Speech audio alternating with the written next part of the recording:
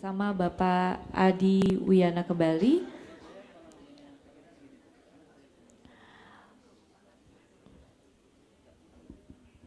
Untuk reporting from each parallel session bersama Bapak Adi Wiyana and also closing remarks. Kami persilakan kepada Bapak Adi Wiyana.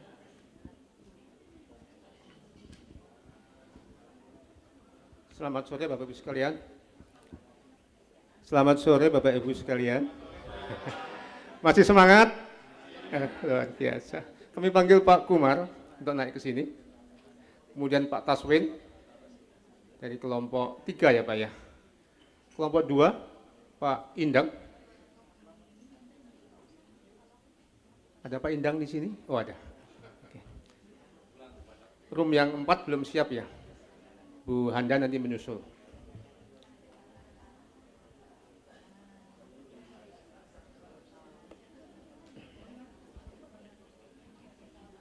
Bapak Ibu sekalian, selamat sore.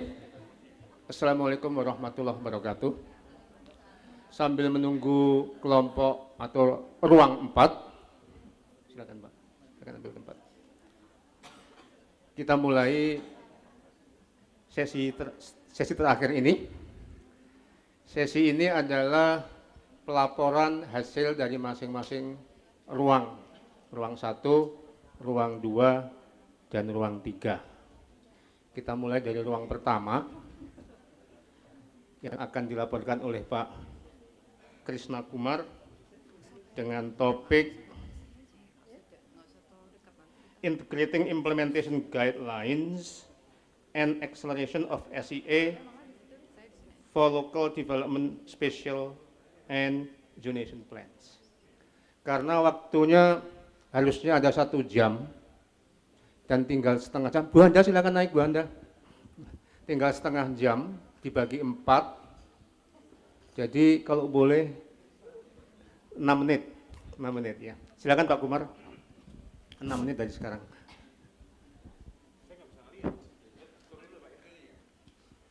Mohon izin Pak. Bisa ditayangkan tadi. Selamat sore, Assalamualaikum warahmatullahi wabarakatuh.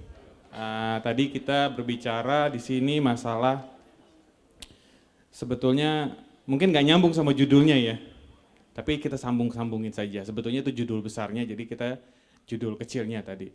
Bahwa, lanjut aja Mas.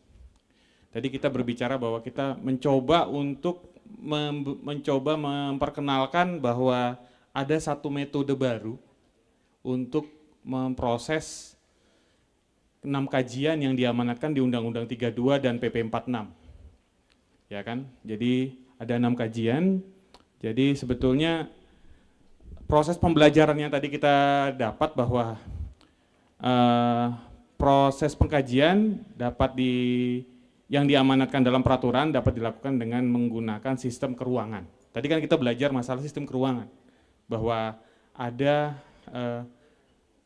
peta ecoregion, lalu kita turunkan menjadi peta daya dukung daya tampung, lalu kita bisa menjustifikasi ada beberapa elemen bahwa dalam 6 kajian tersebut bisa kita turunkan dari peta daya dukung daya tampung tadi. Terus proses pengkajian dapat menggunakan data-data yang sifatnya sangat terbatas. Jadi kelebihan tadi bahwa dengan menggunakan sistem grid tadi bahwa kita dapat menggunakan data-data yang memang sangat terbatas. Karena masalah kita adalah proses pengumpulan data. Kalau kita meng-create data, proses KLHS akan terlalu lama. Jadi nggak mungkin. Dan biayanya akan sangat mahal. Nah itu, jadi itu kedua. Ketiga, diperlukan juga expert judgment untuk proses validasi dan analisis datanya. Jadi memang setelah kita mendapatkan data, kita mesti melihat bahwa apakah data tersebut valid kita gunakan. Kalau valid, baru kita lanjut ke tahap selanjutnya. Gitu.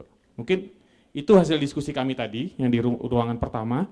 Terus rekomendasinya, kesimpulannya, 6 elemen muatan KLHS sebaiknya harus diimplementasikan dalam pembuatan kebijakan. Jadi, tadi ada pertanyaan, apakah harus 6-6-nya? Dalam amanat undang-undang dan PP-nya, memang 6. Kalau Bapak Ibu mau lebih, 8, 10 silahkan. Tapi minimal 6. Kalau emang belum bisa mendalam nggak apa-apa, dibuat dulu semampunya. Nggak ada ini kok, nggak ada punishment kok. Bapak Ibu boleh membuat semampunya dulu. Tapi nanti mungkin dalam surat validasi akan kami tulis bahwa Bapak Ibu harus memenuhi kewajibannya dalam sekian waktu tertentu dan itu harus dipenuhi gitu. Nah, terus ada beberapa hal yang dapat dilakukan dari PP nomor 46 dengan berkomunikasi dengan pemerintah pusat, tenaga ahli dan siapkan anggaran yang tepat sasaran. Maksudnya begini, ini menjadi masalah di kita semua. Kadang-kadang KRP-nya itu masuk ikut menyusun KLHS. Sedangkan di amanat Undang-Undang 23 itu sudah diatur bahwa yang menyusun adalah OPD tertentu. Nah, ini kadang-kadang ego sektor yang mesti kita singkirkan. Nah, itulah kaitannya dengan tenaga ahli dan siapkan anggaran yang tepat dan bisa kita gunakan sebaik-baiknya. Itu ya Bapak Ibu. Yang terakhir, masalah validasi. Jadi sebetulnya ini di luar kaitan sama materi kita tadi. Cuman ini juga banyak yang ditanyakan bahwa gimana masalah validasi. Nah, validasi itu adalah kewenangan Bapak Ibu untuk melakukan validasi kabupaten kota. Tapi sekali lagi kami ingatkan, Bapak Ibu harus mendapatkan mandat. Jadi kepala dinas harus mendapatkan mandat dari gubernur bahwa mandat dari gubernur terus turun kepada Dinas Lingkungan Hidup. Gitu, sesuai dengan Undang-Undang 23 tahun 2014. Mungkin itu yang bisa kami sampaikan bahwa jangan singkat kata bahwa jangan takut. Memang KLHS itu dalam proses penyusunannya susah, tapi sekali Ibu Bapak Ibu menyusun, datanya bisa dipakai untuk menyusun KRP yang lain. Karena apa? Karena hanya perbedaan KRP-nya saja. Ingat ada dua macam, yaitu policy planning dan regional planning. Nah, itu yang membedakan. Jadi antara policy dan regional itu yang membedakan. Sebetulnya isinya sama aja. Daya dukung, daya tampung, jasa ekosistem, keanekaragaman hayati, perubahan iklim, dan lain-lain. Jadi mungkin itu pesan yang dapat kami sampaikan tadi yang ada di ruang 1. Terima kasih atas perhatiannya. Saya kembalikan ke moderator. Aplaus untuk kelompok 1. Terima kasih Pak Komar, pas 6 menit.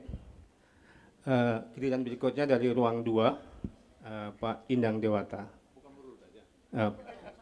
Ruang Pak, kami persilakan. 6 menit ya, tapi ingatin. Sudah Pak? Assalamualaikum warahmatullahi wabarakatuh, salam sejahtera bagi kita semua. Tadi kami dari kelompok 2, kalau nggak hidup saya balik ke situ ya, bersih bro. Nah, jadi ini dari BKPSL mungkin perlu saya dudukkan kepada Bapak Ibu dulu, bahwa perguruan tinggi itu dia mempunyai pusat studi lingkungan hidup. Hampir semua perguruan tinggi punya pusat studi lingkungan hidup. Kemudian mereka mempunyai kelompok kerja namanya Badan Kerjasama Pusat Studi Lingkungan Hidup. Dan kebetulan hari ini saya dipercaya untuk sampai periode 18, dan periode sebelumnya adalah ada senior saya di belakang itu Pak Efni. Mungkin udah berdiri Pak? Mungkin belum berdiri itu. Nah ini Pak Efni itu. Beliau adalah dari IPB. Jadi dari simpulan kita tadi adalah bahwa kita lihat ada beberapa hal di sini ya. Yang pertama adalah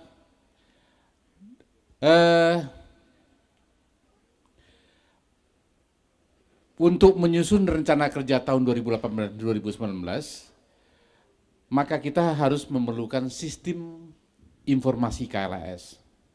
Kenapa kita perlukan sistem informasi KLHS itu? Kita takutnya KLHS itu nanti dibuat oleh orang-orang dari lapangan, tadi kita temui, bahwa ada orang yang membuat KLHS itu memang dari perguruan tinggi juga, tapi tidak sesuai dengan tujuan ini. Maka kita berharapkan nanti dari KLH sudah ada berapa orang yang tercatat sebagai sudah mengikuti latihan atau training TOT KLHS, kemudian tercatat sesuai database, dan orang-orang inilah nanti yang akan menjadi pendamping dalam KLHS, bukan membuat KLHS, tapi pendamping KLHS. Nah, kenyataan dari lapangan hari ini ada beberapa perguruan tinggi membuat KLHS tidak mengacu kepada ketentuan itu, tapi laporannya bagus. Yang kedua adalah hampir semua daerah yang kita temui di lapangan belum memahami tentang DDT dan daya tampung lingkungan ini. Kemudian kita melihat yang keduanya adalah setelah kita evaluasi TOT tahun 2016 sampai 2017, tercatat di situ bahwa KLS itu kita mencatat ada 3 bagian. Yang pertama untuk umum, yang kedua adalah untuk master trainernya, yang ketiga adalah untuk Pemda sendiri. Kalau Pemda lebih cenderung dia kepada praktisnya. Kalau perguruan tinggi atau mungkin untuk umum lebih cenderung kepada kajian akademiknya gitu.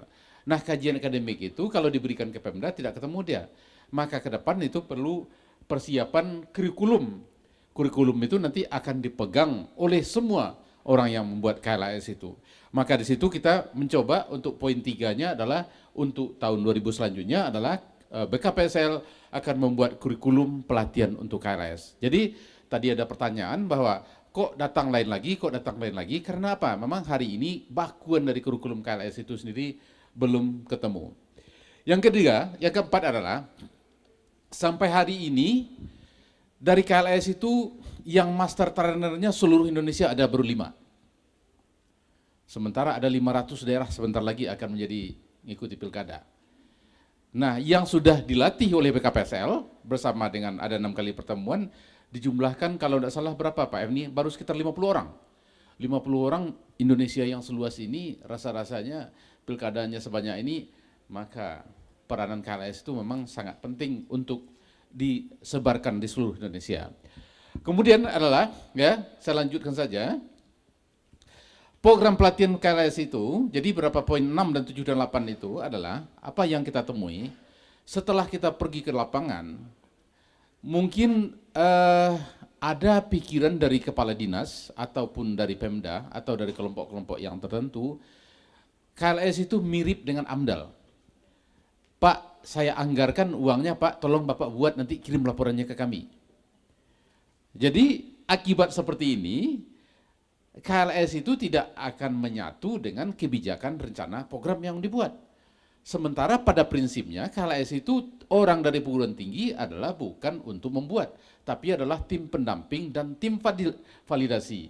Nah, jadi di anggaran dari Pemda itu lebih cenderung seperti itu. Ya berapa anggarannya Pak? 100 juta, 200 juta, nih uangnya. Nah, kalau ini tidak ketemu lagi, karena memang inilah dari undang-undang, dari PP 46 2016 ini tujuannya dari situ. Oleh karena itu mungkin secara garis besarnya, karena waktunya sangat mepet sekali, ini ada kami rangkum semuanya secara menyeluruh, tapi ada kata-kata yang mungkin penting disampaikan. PP 46 itu tanpa kita bekerja sama dengan orang perguruan tinggi, dalam hal ini adalah Pusat Studi Lingkungan Hidup di perguruan tinggi, yang kita hari ini tercatat ada sampai 106 ya perguruan tinggi yang mempunyai Pusat Studi Lingkungan Hidup. Itu ada di seluruh wilayah barat, timur, dan tengah, maka ini sebenarnya cukup bisa untuk mensukseskan program KLAS itu. Maka kerjasama itu untuk ke depan ini perlu diintensifkan lagi, sehingga nanti KLAS sesuai dengan cita-cita dari KLHK bisa terlaksana dengan baik. Demikian, terima kasih. Assalamualaikum warahmatullahi wabarakatuh. Waalaikumsalam warahmatullahi wabarakatuh. 5 menit Pak. Luar biasa 5 menit. Sekarang dari ruang 3, Pak Taswin Munir kami persilakan. 6 menit. 6 menit Pak ya. Selamat sore, Assalamualaikum warahmatullahi wabarakatuh. Salam sejahtera Bapak Ibu. Saya mewakili teman-teman rapatur dan fasilitator dari kelompok breakout session 3 tentang hubungan antara perubahan iklim dan pertumbuhan hijau dengan KLHS. Selama ini dan disinggung tadi pagi, apakah ada standar yang baku untuk metode menganalisa ataupun melakukan pengkajian dampak pada saat menyusun KLHS? Dan Ibu Yanti sudah mengkonfirmasi bahwa tidak ada metode yang baku, tidak dikunci metodenya di situ. Makanya PP 46 2016 dan rancangan Permen KLHS yang akan keluar nanti tidak mengharuskan kita untuk menetapkan metode apa yang perlu kita lakukan. Jadi di breakout session tadi di ruangan kita membahas 2 metode yang ditawarkan oleh 2 mitra kerja KLHK dan SP3 dan NIDA, yaitu ICRAF atau World Agroforestry Center dan juga Global Green Growth Institute atau 3GI. Kalau ICRAF memperkenalkan Lumens, jadi Land Use Planning for Multiple Environmental Purposes, di mana Lumens sudah diperkenalkan lewat Bappenas, kemudian sudah diadopsi oleh tim RAN GRK dan juga tim pencapaian target Sustainable Development Goal untuk menjadi salah satu metode mengukur seperti apa kemungkinan dampak lingkungan dengan mengaplikasikan analisa terhadap pemanfaatan lahan atau land use, perencanaan pemanfaatan lahan, land use planning. Seperti kita tahu, Indonesia sangat bermasalah dengan perencanaan terkait dengan pemanfaatan lahan, di mana banyak konflik yang terjadi. Nah, kemudian kalau Lumens, dia memanfaatkan spatial database. Jadi yang dikatakan Pak Medri dari Bappenas tadi pagi sangat cocok dengan prinsip HITS-nya, di mana S-nya adalah spasial. Jadi menganalisa potensi yang bisa membuat multiplier effect dari kegiatan pembangunan itu menjadi lebih besar, menjadi lebih luas dan berdampak kemana-mana dengan melihat input dan output. Makanya mereka memakai pendekatan IO type table, jadi output input. Nah, dengan Lumens mereka melihat berbagai macam kegiatan pembangunan yang berpotensi merusak lingkungan hidup.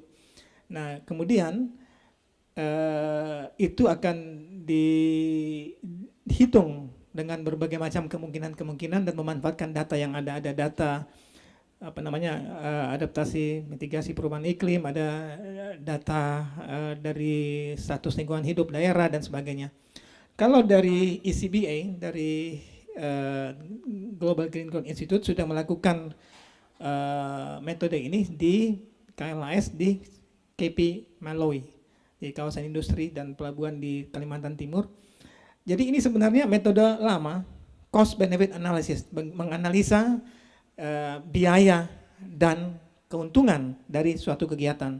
Tapi kemudian ada I-nya, extended cost benefit analysis. Jadi ditambahkan faktor-faktor sosial yang ada di sekitar situ, seberapa banyak dampak untung ruginya terhadap daerah dan kemudian terhadap lingkungan di tempat kegiatan pembangunan berlangsung.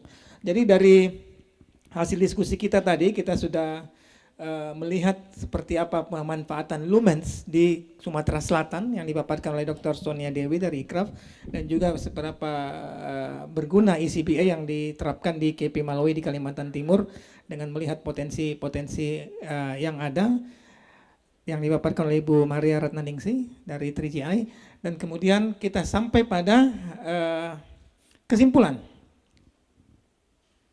Nah, data adalah masalah untuk semua hal, apalagi Indonesia. Database banyak yang tidak lengkap, banyak yang tumpang tindih, banyak yang berbeda versinya. Di kedua metode ini kita temukan dari diskusi tadi bahwa memang kita perlu pembenahan database. Tapi kemudian it should not stop us, tidak harus menghentikan kita untuk melakukan kajian. Apalagi dengan yang melakukan metode yang ditawarkan oleh dua lembaga tersebut dengan yang menurut saya pribadi dan teman-teman di ruangan tadi sangat bagus dan efektif. Apalagi tadi dari beberapa perwakilan provinsi, ada dari Kalimantan Utara, dari Lampung, dan ada juga dari non pemerintah dari DHI, itu melihat bahwa memang ada konflik kepentingan antara pemerintah yang ingin growth, ingin pertumbuhan, tapi kemudian juga ada concern kepentingan jangka panjang bahwa lingkungan harus dijaga. Jadi dengan apakah pakai ECBA atau Lumens itu terserah dari nanti penyusun KLHS-nya, terserah dari lokalnya, tempatannya, karakteristik lingkungan dan sosial ekonomi yang ada di sana, dan preferensi dari pemerintah daerah. Jadi pada saat menggunakan kedua itu memang masalah yang paling pertama adalah data, seperti apa data yang diharapkan. Tapi kemudian dengan data yang ada, kita harus melakukan sesuatu dengan salah satu metode ini, bukan justru karena datanya tidak cukup atau tidak ada, kita berhenti untuk tidak melakukan kajian lingkungan hidup strategis yang kuantitatif, terukur dan bisa dipertanggungjawabkan metodenya. Nah kemudian usulan yang lain adalah harus ada pelatihan. Kalau memang Lumen sudah melakukan dengan Bappenas, kemudian ICBA sudah melakukan dengan Pemda Kalimantan Timur dan kemudian beberapa perwakilan universitas di Kalimantan, kita butuh juga pelatihan untuk non pemerintah.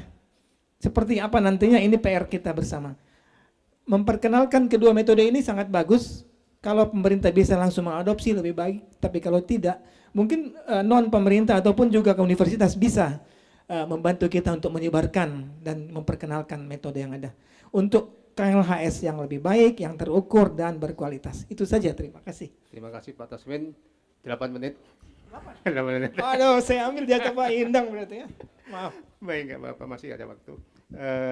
Terakhir kami mengundang Ibu Sri Handayani untuk melaporkan hasil ruangan 4. Kami persilakan. Terima kasih Pak Adi. Assalamualaikum warahmatullahi wabarakatuh. Waalaikumsalam. Selamat sore Ibu dan Bapak.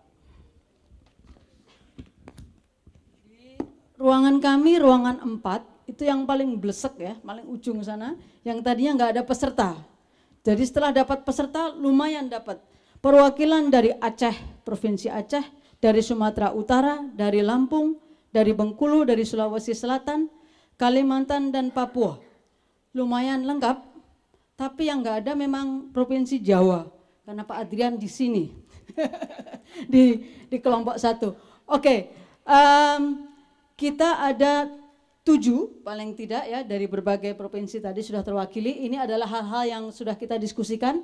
Pertama, partisipasi masih sangat terbatas. Ini tantangan. Jadi meng-highlight apa yang sudah disampaikan Ibu Caroline tadi, juga dari beberapa teman-teman Pokja yang sudah berkali-kali mengalami atau melaksanakan KLHS.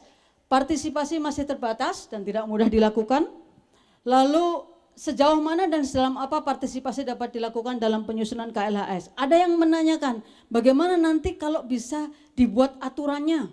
Apakah bisa berapa kali konsultasi publik, seperti apa? Nah lagi-lagi tadi pagi sudah disampaikan oleh Bu Yanti, kalau dibuat rigid, standar, nanti malah menjadi tidak fleksibel.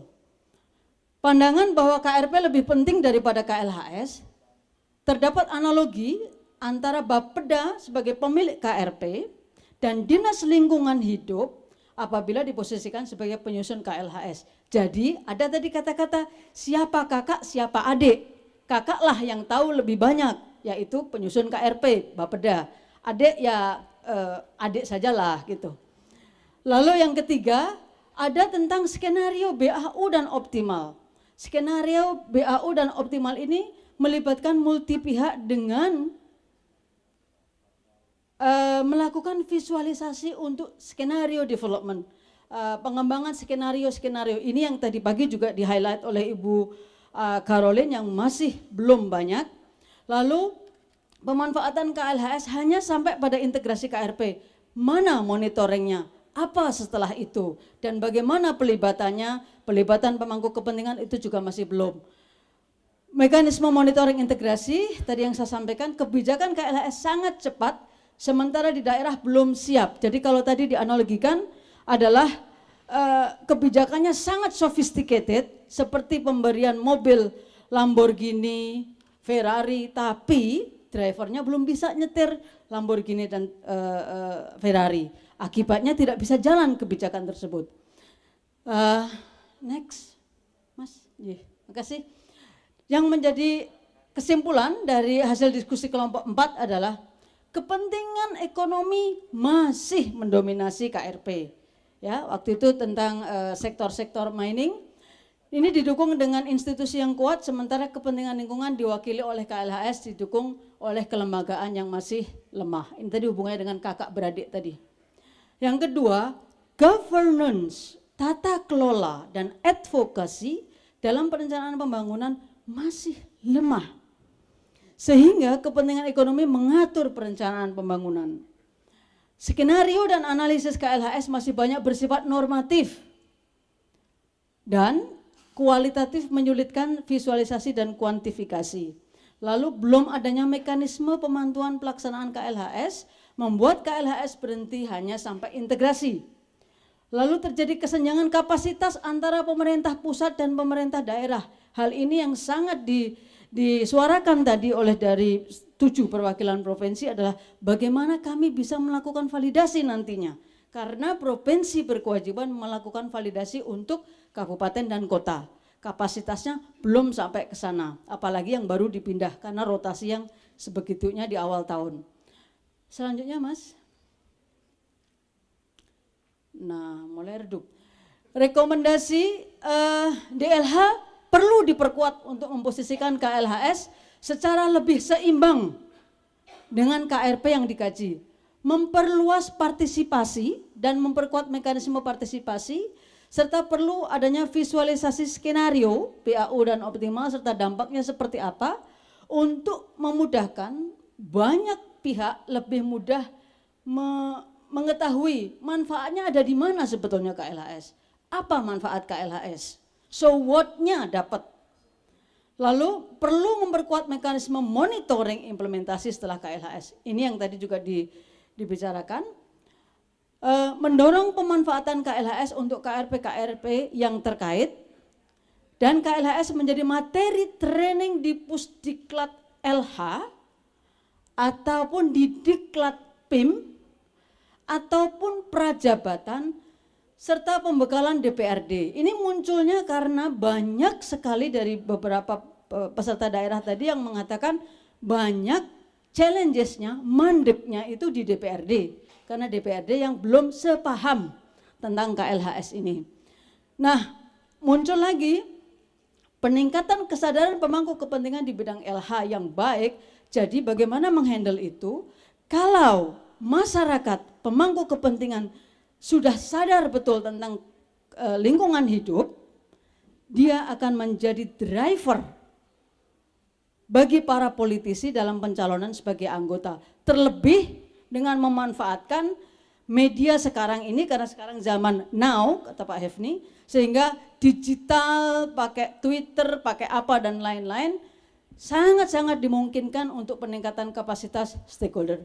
Terima kasih. Terima kasih Ibu Anda. Tepuk tangan untuk kita semua. 7 menit, lebih 1 menit. Lebih 1 menit. Baik, Bapak Ibu sekalian, sudah sama-sama kita dengarkan laporan dari ruangan 1, ruangan 2, ruangan 3, dan ruangan 4. Saya sebagai moderator diminta untuk memberikan ringkasan dari hasil yang kita capai untuk hari ini.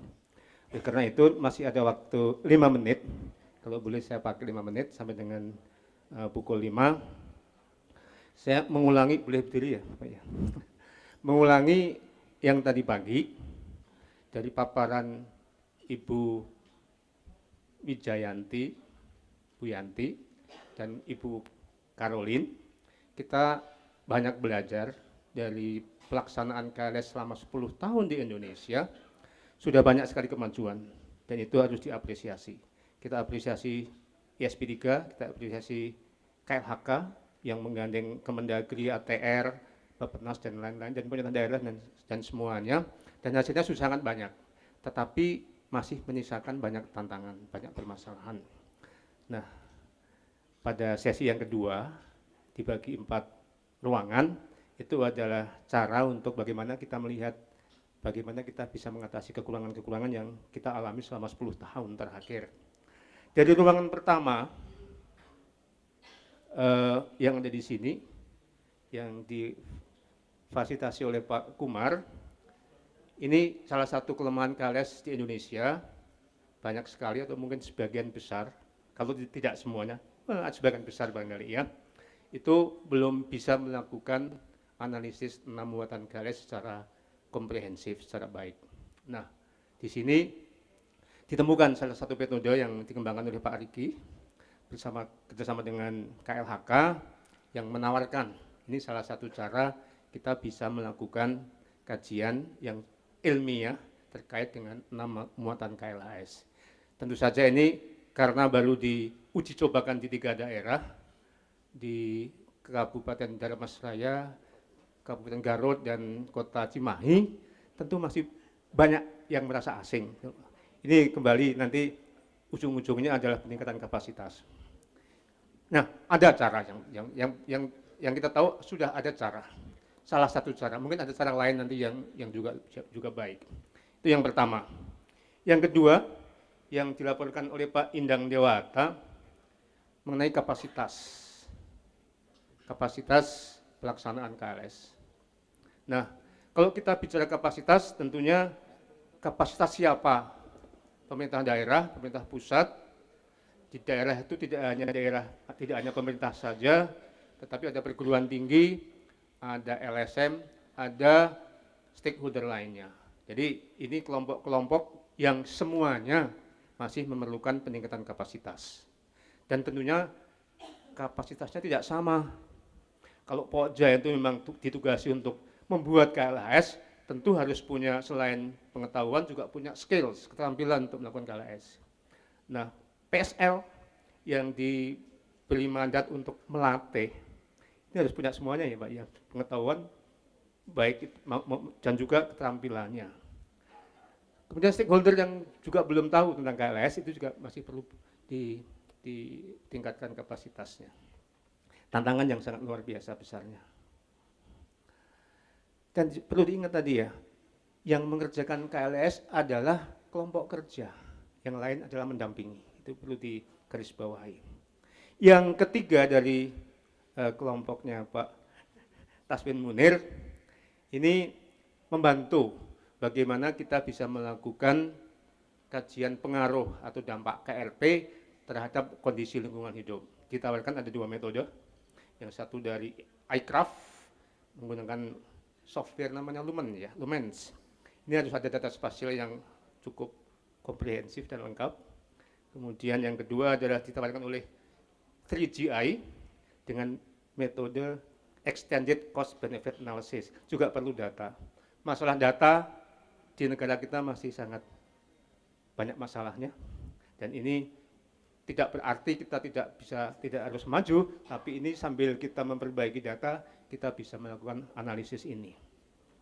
Terakhir dari ruangan 4 dari Ibu Sri Handayani, tantangan ke depan banyak banget, banyak banget dari partisipasi kelompok di daerah, di para stakeholders, pemangku kepentingan, masih banyak sekali yang perlu ditingkatkan. Pembuatan senario yang biasanya belum kita buat, BAU dan optimal. Kemudian masih banyaknya KLS kita yang berhenti di integrasi. Di integrasi pun sudah lumayan ya, ada banyak yang nggak sampai ke situ.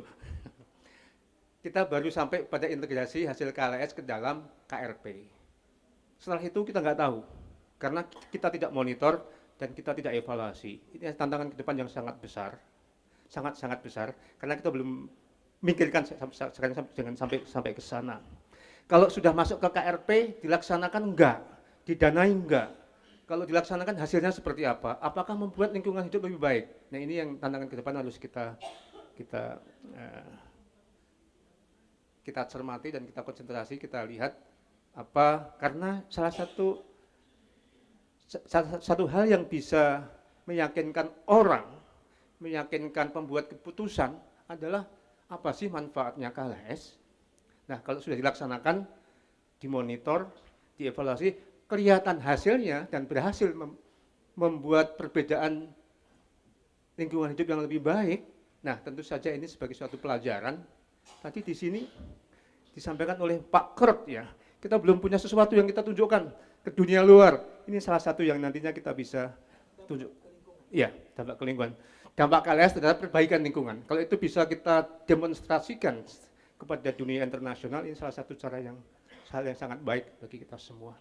Barangkali itu yang saya bisa rangkum dari kegiatan pagi tadi sampai dengan sore ini. Sekali lagi kita aplaus kepada 4 kelompok, Pak Per dan peserta yang lain. Demikian yang saya bisa sampaikan. Kalau ada kekurangan, kami mohon dibukukan pintu maaf yang sebesar-besarnya. Assalamualaikum warahmatullahi wabarakatuh. Waktu saya kembalikan kepada pembawa acara.